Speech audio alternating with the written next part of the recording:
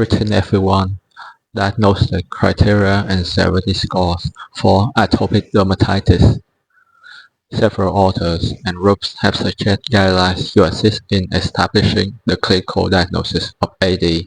Major features in this set of criteria include pruritus, eczemated skin lesion, typical age, specific distribution patterns, or chronically relapsing cause, early age at onset, and a personal and/or family history of atopic stigmata, especially cirrhosis, are also recognized as supporting features.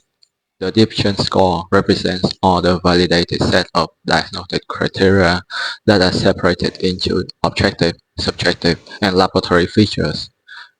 Validated score to assess the severity of AD include EASI, SCORAD, and POEM.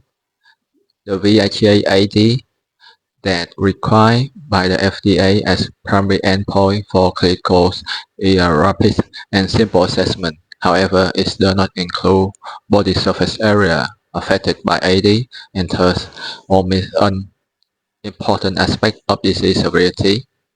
The use of heterogeneous outcome measures makes it difficult to pool and compare AD study data, thereby hampering evidence-based clinical decision-making. This issue has been addressed by harmonizing outcome measures for eczema home initiative, which recommends that POEM be utilized as the score instrument in on future clinical trial, potential in conjunction with other measures of interest. In addition, the Home in Clinical Practice initiative recommends using POEM and other patient-oriented scores for measuring AD symptoms in patient care setting, anticipating that they will assist in treatment choices. Pathology.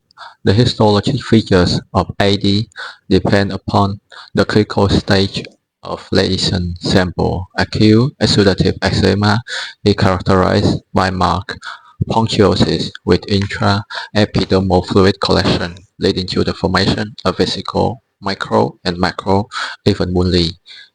Some dermal edema may also be present, together with perivascular lymphocytes that extend into epidermis and variable number of eosinophils in subacute lesions. Vesiculation is absent, whereas acanthosis, hyperkeratosis, and parakeratosis become evident in chronic lichenified AD. Epidermal thickening is more pronounced in a pattern that may be either irregular or regular.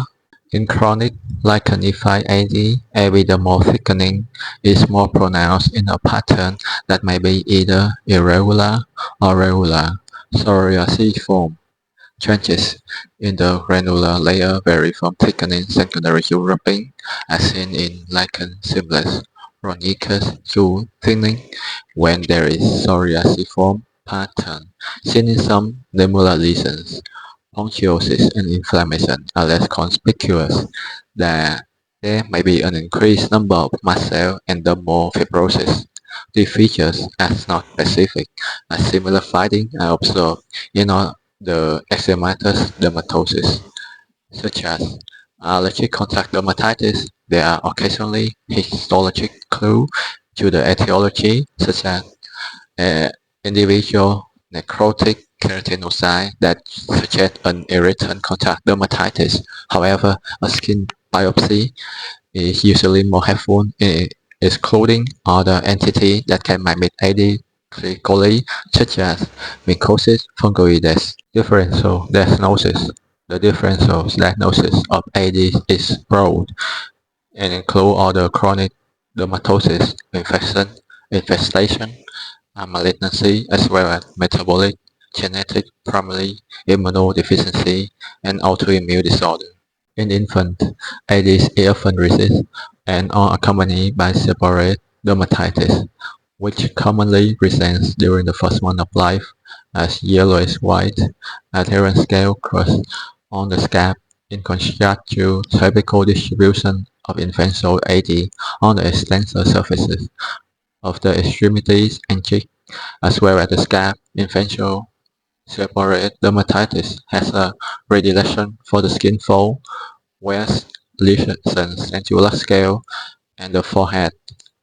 Scabby in infants often had generalized involvement and can mimic AD, in addition to present a burrow or identification of the mite or as via dermoscopy or skin scraping. Scabby can usually be distinguished by predominance of discrete, small crusted papule, involvement of axillary and diaper area, the presence of acro-vesiculopustule, or the less common condition that occasionally represent the diagnostic consideration in infants, such as primary immunodeficiency, adolescent and adult without a history of atopy who present with eczematous eruption should have thorough history and consideration of patch testing to assess the allergic contact dermatitis, which diagnosis should be considered in children and adults with established AD who fail to respond as expected to treatment or who develop lesion in a typical distribution pattern. Component of emollient or topical corticosteroid reparation represent potential allergen in these individuals. Routine contact dermatitis has a predilection for atopic individual and can also represent as a chronic eczematous dermatitis. Causes include a variety of food and animal products, and is diagnosis by pre-testing or observation of an urticarial reaction within 30 minutes, or patch testing on previous affected skin.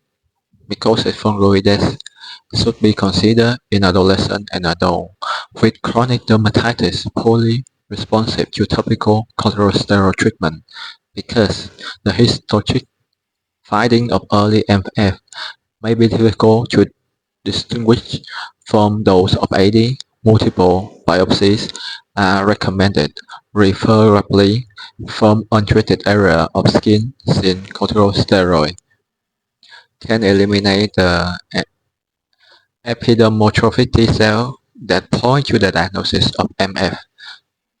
Longitudinal evaluation of such individuals is required, especially when the clinical and/or histologic features are not classic for AD with additional biopsy as indicated.